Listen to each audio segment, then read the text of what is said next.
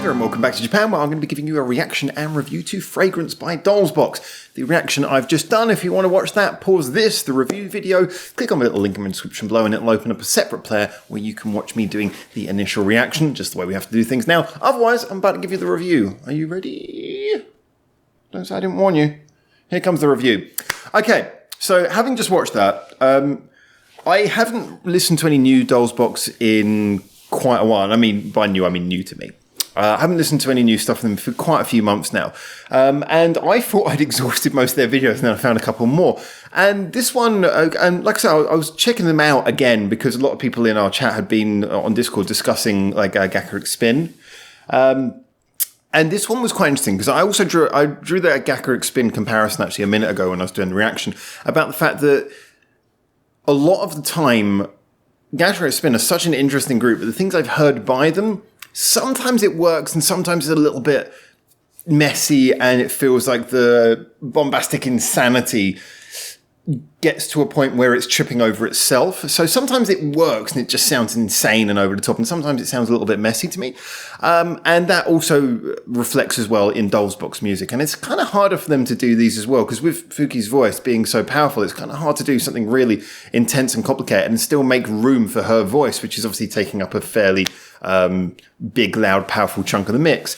But they seem to do pretty good for the best part. Now, this one was quite interesting because this takes a very different tone and approach from a lot of the songs that I've heard by them otherwise, in that this is, the guitar in this is just kind of thick all the way through. It's kind of like a hard rock metal compressed guitar, very sort of thick throughout. The bass is doing some really interesting stuff, especially in the chorus. I really love the bass line, brilliant. However, that's staying quite thick as well, staying mostly at the low end.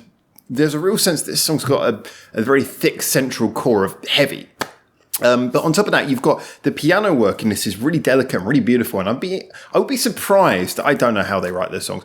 I'd be surprised if it wasn't the pianist who initially wrote or pitched the idea for this song, because it seems really so much at its heart based on that. Like I said, the guitarist until her solo looked like she was kind of semi-bored. And then she had her solo. And it did feel to me like it was more about the guitar and the bass were more like a thick center, and this tune was more about what the piano was doing. The drum line was relatively simple throughout, but the drama added some really interesting vocals that went nicely against what Fuki was doing. And so you got this really good vocal interplay as well. Had a great chorus. I really like the chorus. Actually quite catchy as well. Surprisingly catchy. It's still in my head right now. So I think this has got a good radio quality to it as well.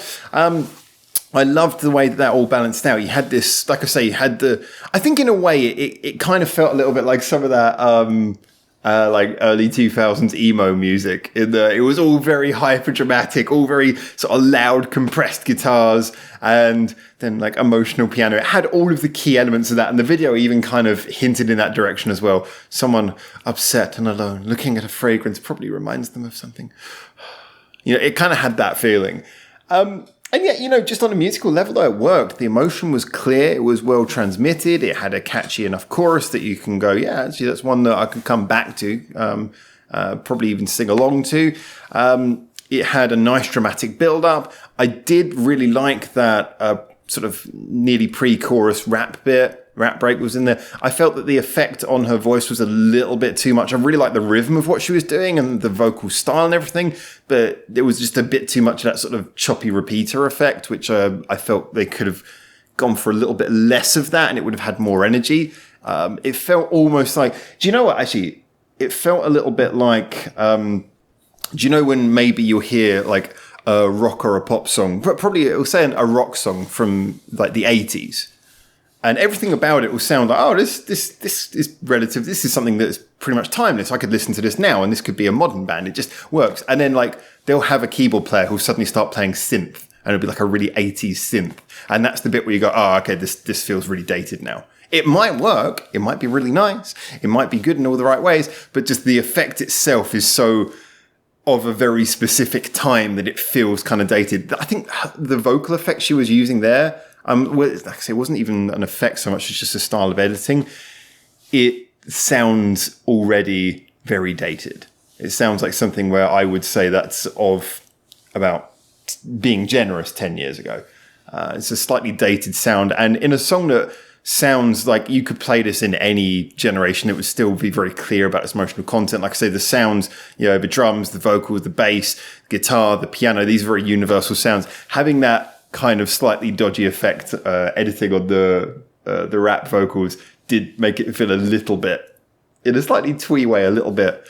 I don't know if that bit's going to hold up. And like I say, it's kind of strange because her voice, the way she was delivering the vocals, really matched. I really loved the rhythm of the rap bit. It was beautifully done. So it just seemed, like I said, just a small complaint on that side. Otherwise, basically though, really good song. Really enjoyed that. Definitely will listen to that again. Video was simple. You can tell that not really any budget went into it. However, it worked. Totally functional. Yeah, I enjoyed that. And it's as a real nice variation to the other songs I've heard by DOLLZBOXX previously. I think it's both a good, enjoyable song I'd come back to, and it shows signs of variation. I'm not going to say maturity, because they're very mature in the way they manage to do the crazy stuff, but it shows an ability to be serious as well. I think that worked really nicely in my opinion. So anyway, there you go. That's what I think. As always though, tell me what you think. Get in the comments, say what you think, give me your opinions and explain why, and hopefully we can get a little bit of conversation going about some of these songs. Really good to hear what everyone else thinks. You can like, subscribe, you can click on any of the social medias linked in the description below, where we've got a lot of conversation about Japanese music happening all the time. And if you click on the Patreon, like the wonderful people who keep this channel running, then a big thank you to you as well. You guys are awesome. But anyway, whatever you do, thank you for making it through to the end of this video. Hopefully I'll be seeing you in Japan for another one very soon. But until then, for now, ciao, ciao.